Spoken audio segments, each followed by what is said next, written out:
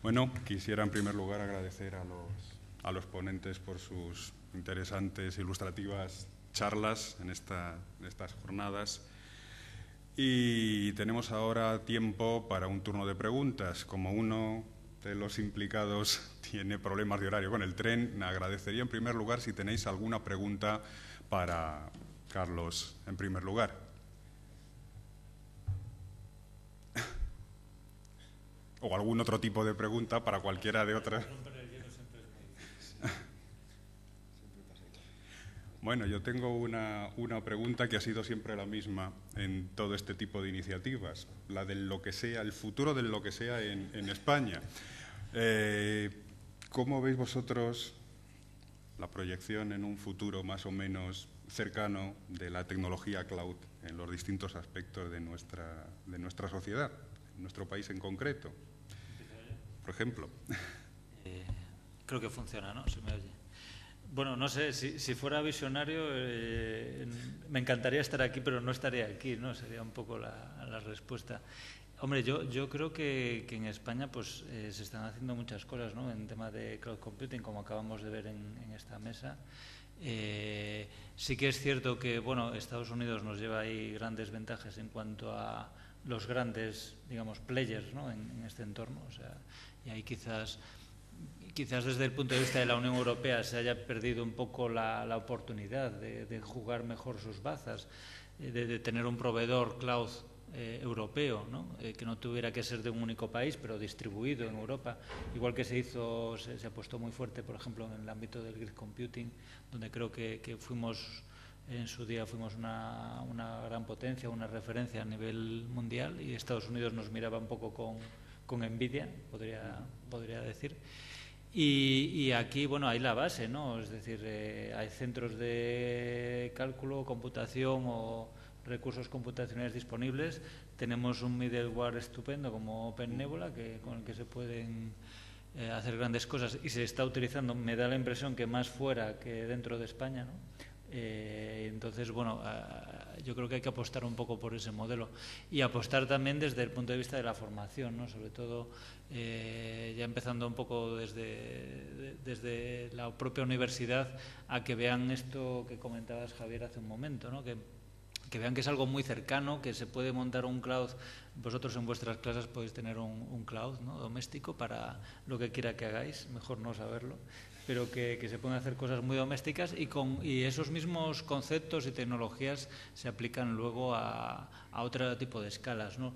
La gran ventaja es eso, que hoy en día ya no hace falta hacer grandes inversiones para montar una empresa o un negocio o servicios basados en Internet, sino que lo puedes hacer desde casa y con muy poquitos recursos. Lo que hace falta es la idea y las ganas, ¿no? Entonces hay muchas oportunidades en ese sentido. ¿Un comentario más tenéis por ahí sobre el tema? Sí, yo quería hacer un comentario, ¿no? Porque, o sea, la pena, yo creo que en España, yo quería extenderlo a la Unión Europea, ¿no? Realmente al final no somos capaces, ¿no?, de aprovechar las oportunidades, ¿no? Me llama mucho la atención que hace un mes la Unión Europea publicó el resultado de un concurso destinado a subcontratar todos los servicios cloud de la Comisión Europea, ¿no? Pues bien, el servicio ha sido subcontratado a una empresa americana usando tecnología que es norteamericana, ¿no? Y encima es propietaria. Entonces, ahí me llama mucho la atención. La Unión Europea ha financiado, subvencionado un montón de proyectos, hablamos de cientos de millones de euros, ¿no?, para desarrollar tecnología, para el futuro del cloud, para la innovación, digamos, fomentando que fuera open source, ¿no?, para crear un ecosistema, etcétera. Y al final, cuando yo mismo estoy que tomar una decisión sobre realmente a quién subcontratar, ¿no?, la decisión es totalmente cerrada y no es europea, ¿no? Entonces, yo creo que, en el fondo, claro, si tú comentas esto con ellos, dicen, no, es que nosotros no podemos ser proteccionistas.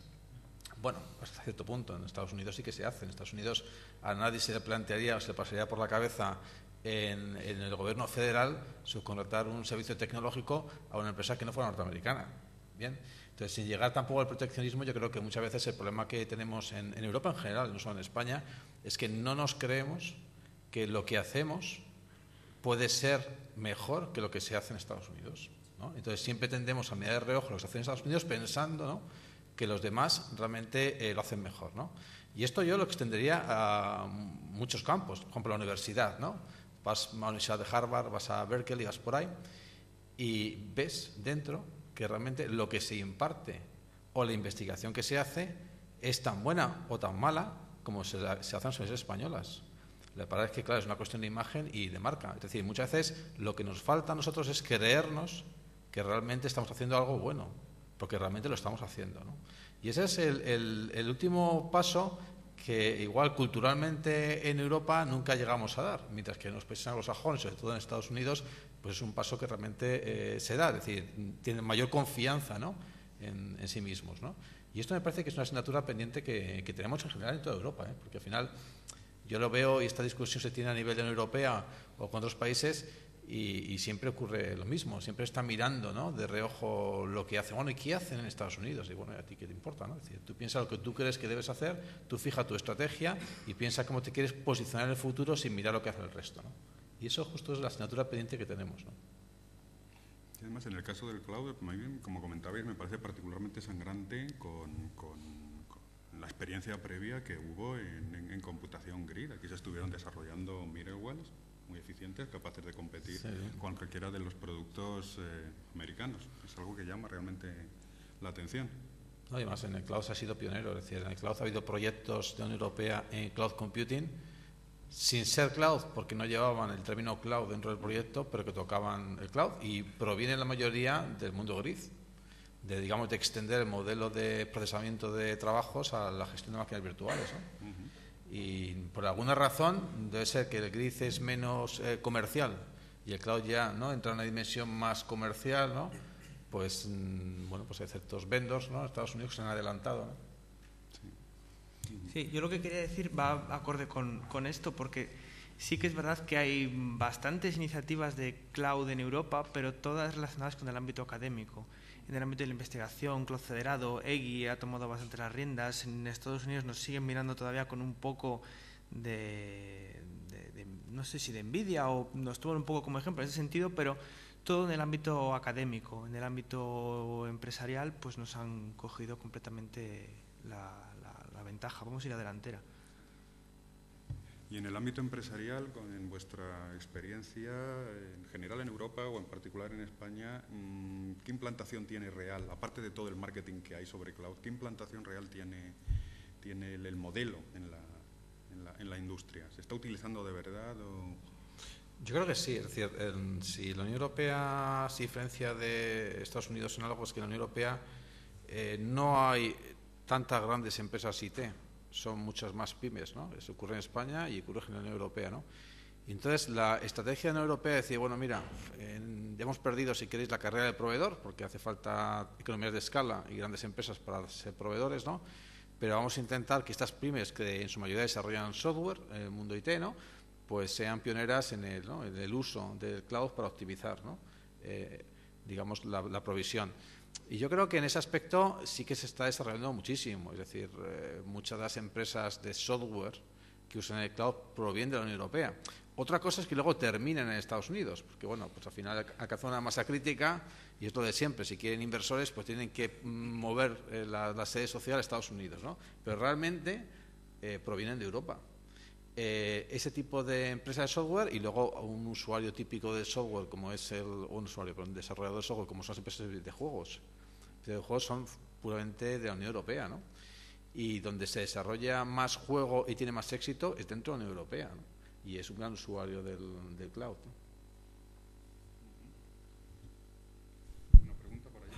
Sí, yo tengo... Bueno, lo primero me gustaría animar a los alumnos a que participen y a que pregunten. Esto se hace para vosotros, por lo tanto os animo a que intervengáis. Yo quiero darles paso después a ellos, pero hacer una pregunta a Carlos y luego hacer una pregunta en nombre de los alumnos, que me parece importante. Que esperaría que la hicieran ellos, pero mientras tanto, si no lo hacen, pues la hago yo. Son tímidos.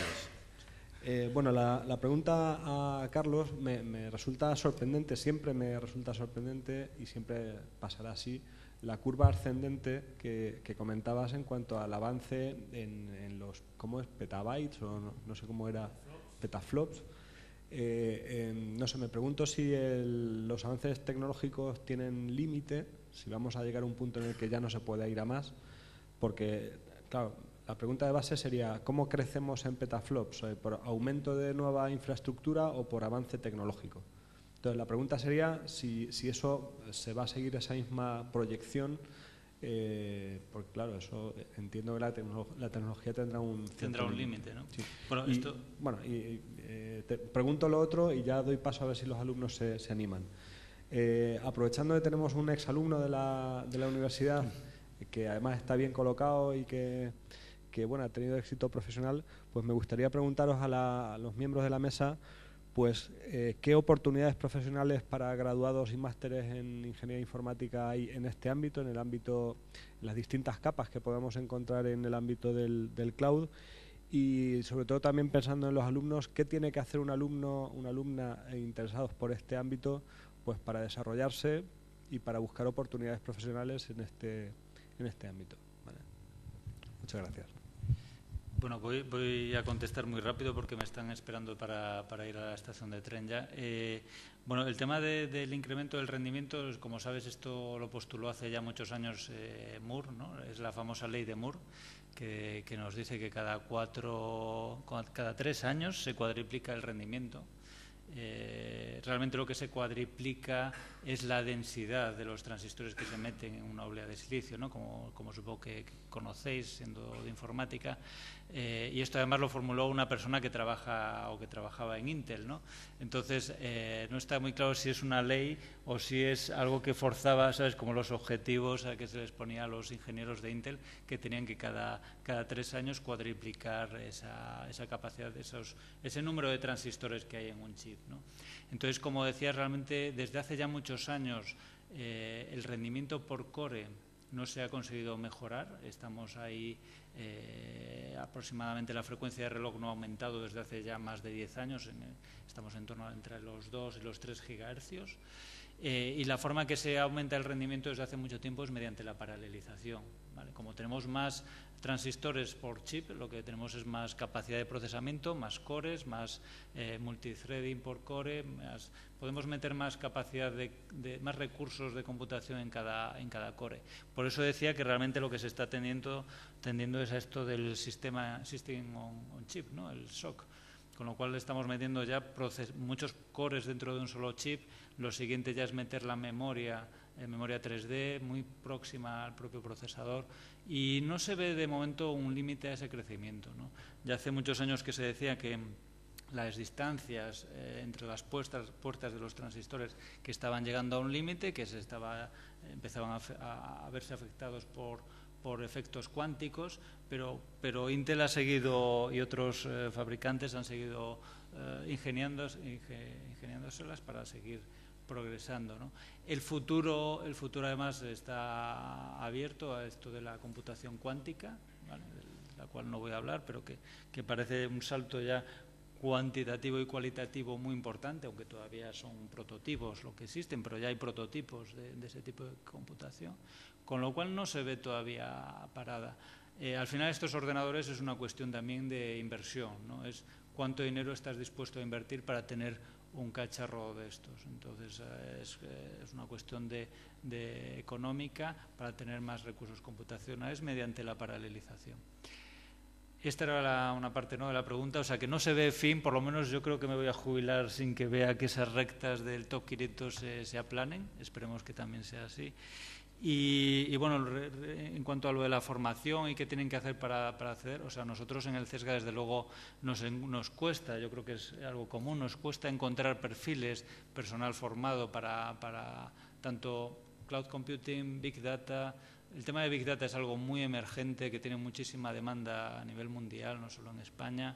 Es una apuesta de futuro. Yo creo que si tuviera un hijo hoy estudiando informática le diría que mirase al big data. Y formación hoy en día es que hay tantos recursos en Internet que realmente yo creo que teniendo ganas de aprender y de y de formarse es cuestión de, evidentemente, ir a clase, atender a sus profesores para tener unos buenos conocimientos básicos, una buena base, y a partir de ahí, claro, ya llega un momento en que este tipo de cuestiones ya son, sobre todo se aprenden con la experiencia, ¿no? Es decir, es más importante formarse en un entorno adecuado que le permita desarrollarse que estar, no sé, a lo mejor que otro tipo de formación, ¿no? Quizás algo más práctico, estoy seguro que es lo que más nos ha aportado en nuestra carrera profesional. Vale. Yo coincido.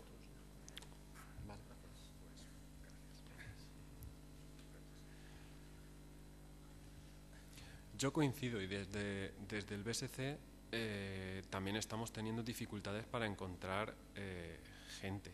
De hecho, no es que pongamos el listón alto, es que básicamente en algunos puestos ni siquiera recibimos currículums. O sea, a veces yo personalmente tengo la percepción de que la gente necesita moverse. Por eso digo que yo os animo a que cualquier cosa, por suerte o por desgracia, en esta disciplina, como es la informática, todo va evolucionando. Y lo que habéis aprendido durante la carrera irá evolucionando y vuestra carrera profesional seguirá creciendo. Lo más importante de todo es que vayáis y seáis capaces de reciclaros para cada una de las cosas que van surgiendo. Es cierto que es un esfuerzo y es un trabajo, pero está implícito en esta disciplina. Pero en particular, dentro del BSC se ofrecen puestos para becarios, dentro de cualquiera de los ámbitos. Podéis ser informáticos, pero tener, por ejemplo, vocación de biólogo o tener cualquier tipo de facilidad o de implicación. Y se ofrecen puestos para informáticos en cada uno de esos departamentos. Hasta ahora, en nuestro departamento, en el de modelos de programación, sí que sé que se han abierto varios puestos y no se han llegado a cubrir. Por lo tanto, es un poco triste. Y por eso yo quiero animaros a que toméis las riendas un poco de todo. Y si esta tecnología ahora mismo está siendo realmente puntera y es lo que está creciendo y podemos decir que es lo que dentro de unos años es obligatorio que controléis, pues cuanto antes empecéis, más oportunidades tendréis. Sí, yo lo que quería decir era un poco del estilo, porque no sé ahora, pero yo al menos cuando estudié informática parece que la única salida factible que veíamos era la consultoría. Era una consultora, meterte allí, empezar, tal, ir ascendiendo, etcétera, etcétera, etcétera, y que no existía nada más. Y no es así, hay vida mucho más allá de la consultoría, que como dijo, creo que fue Carlos, es una palabra que está bastante usada, bastante denostada. Hay muchas otras cosas aparte de ir a una consultoría. Hay investigación en informática, la informática es un campo tan transversal que toca tantísimos otros campos que, como bien dijo mi compañero, si os gusta la biología, existe la bioinformática, si os gusta la estadística, lo mismo, hay administradores de sistemas, hay programadores, hay gente que se dedica a optimizar modelos, hay gente que se dedica a investigación en ciencia de la computación, investigación básica, diseñar nuevos modelos de computación, nuevos modelos de programación, nuevas aplicaciones. Hay vida más allá de la consultoría, pero evidentemente hay que buscarla. Yo cuando entré a trabajar en el consejo, en el centro en el que yo entré, creo que fui el segundo ingeniero informático que entró. Ahora somos 6 personas que somos ingenieros de informática, pero hay muchísimos puestos que no se cubren, prácticas que no se cubren, y yo creo que es simplemente por desconocimiento, que la gente no se plantea que en un centro de investigación pueda haber puesto por un informático, y no para desarrollar tareas me refiero, o sea, no un ingeniero informático que se dedique a tareas de arreglar impresoras, etcétera, no, sino para realizar investigación en informática dentro de un centro de investigación. Pero evidentemente yo creo que las oportunidades hay que buscarlas, hay que moverse, y sobre todo hoy en día una de las cosas buenas que también tiene el software libre es que casi todas las cosas de las que hemos hablado, yo creo, si no todas, son software libre, hay proyectos en los que se puede participar, Google Summer of Code, por ejemplo, programas de mecenazgo de diferentes proyectos. Lo que pasa es que hay que buscar un nicho que te guste, donde te quieras meter, donde te pueda interesar, y tener ganas y tener iniciativa, evidentemente. Sin iniciativa y sin ganas de implicarse, tampoco se puede hacer milagros. Pero la frase con la que me quedaría es: hay vida más allá de la consultoría. Y vida bastante más interesante, y yo creo que además bastante más reconfortante. Cuando uno trabaja en algo que le gusta realmente, si uno le gusta la biología y acaba trabajando de bioinformático en un centro que se están dedicando a secuenciado de genomas, pues va a ser más feliz que si está programando a lo mejor en SAP las pantallas de la Renfe, por decir un ejemplo que es bien válido, pero te tiene que gustar.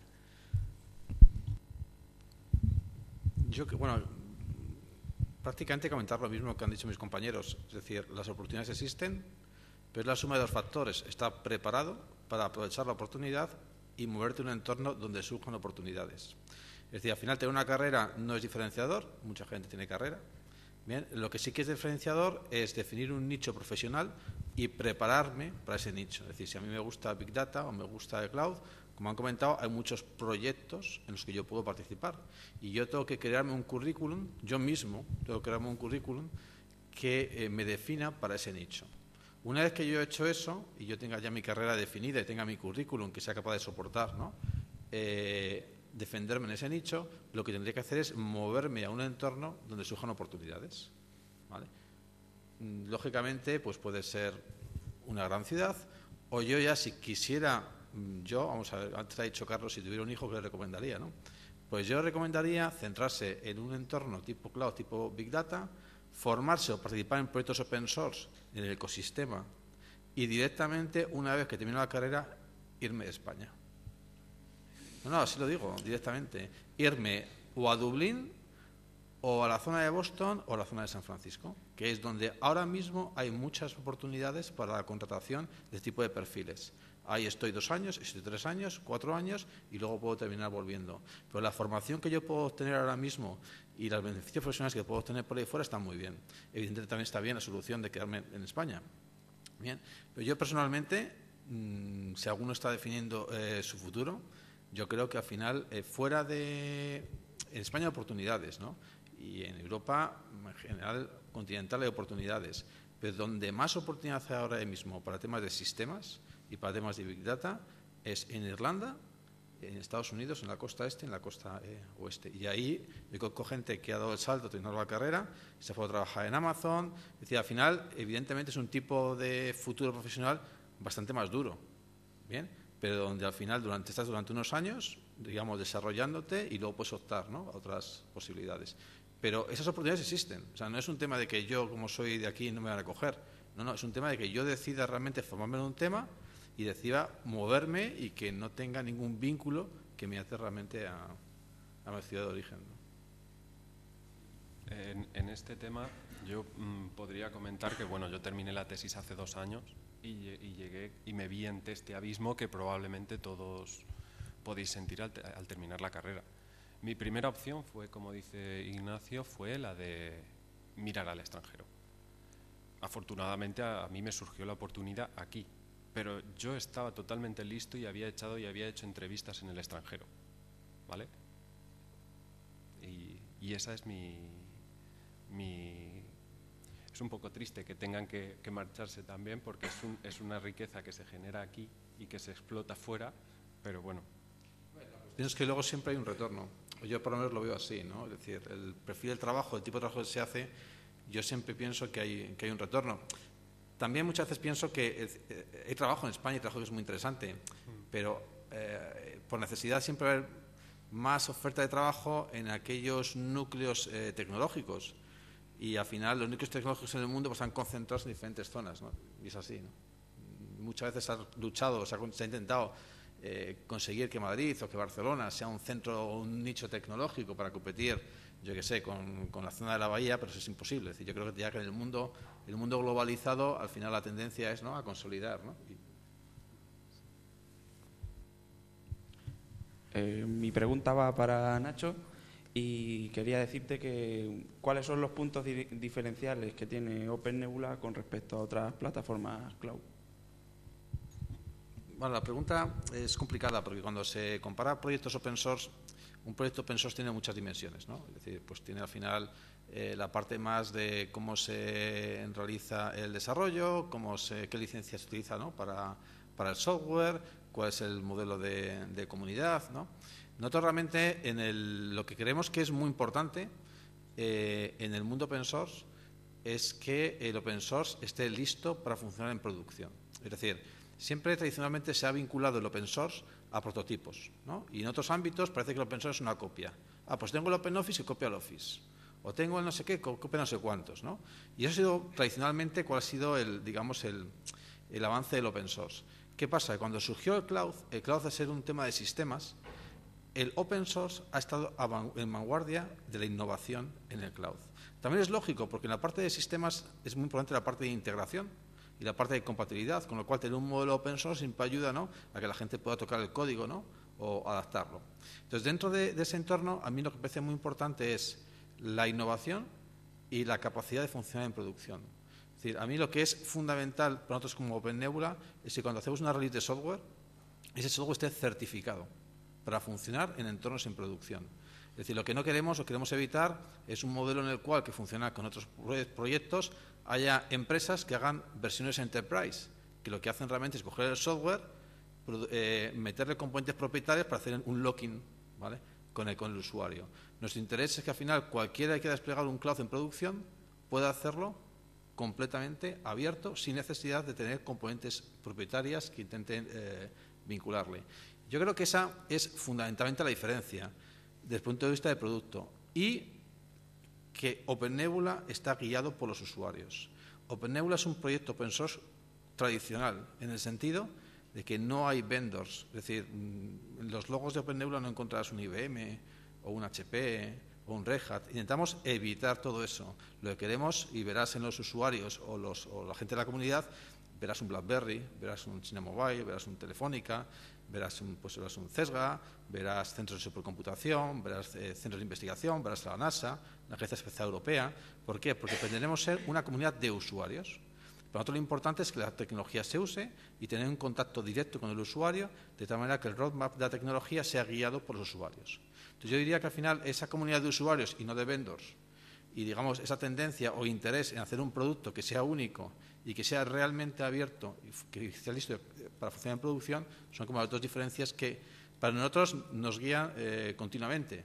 Es decir, siempre al final te surge alguien con ofertas de, no, oye, ¿por qué no hacéis esto? ¿Cambiáis esto?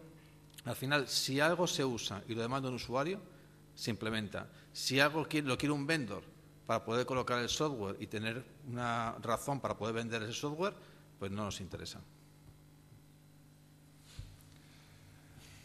Vamos ya un poquillo pillados de tiempo. ¿Hay alguna pregunta más? Adelante. Volviendo a una pregunta anterior que dijiste que Europa subcontrata a empresas norteamericanas, hoy en día no es ilegal, ¿no? Porque no se pueden guardar datos allí. Se han declarado de Estados Unidos, por ejemplo, país no seguro para guardar datos. Si eres una empresa pyme y tienes un servidor web almacenando datos allí, te la pueden liar parda con la ley de protección de datos. Ya, en este caso particular es la construcción del cloud, ¿no? Entonces, claro, el cloud iba a estar en Bélgica, ¿no? Y es un cloud, lo que pasa es que quien lo desarrolla es una empresa americana con competencias americanas, ¿no? Pero claro, los datos van a estar ubicados, ¿no?, en la Unión Europea. Otra cosa que está relacionada con lo que comentas es qué pasa con la ley Patriot, ¿no?, y el tema de la gestión de datos.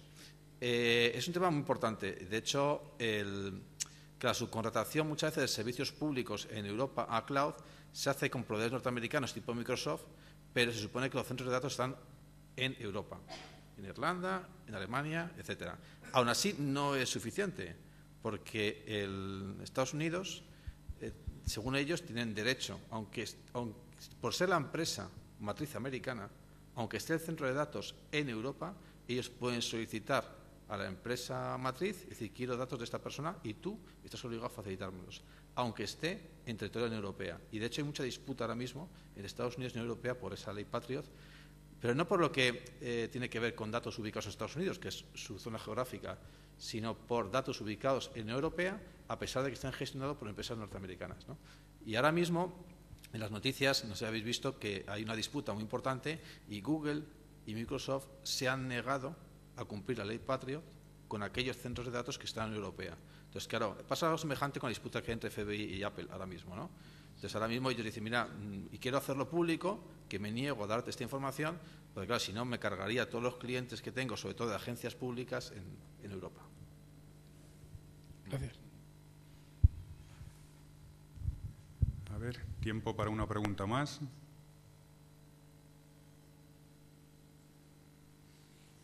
Bueno, pues entonces damos por concluida la jornada y nada, agradeceros de nuevo vuestra participación.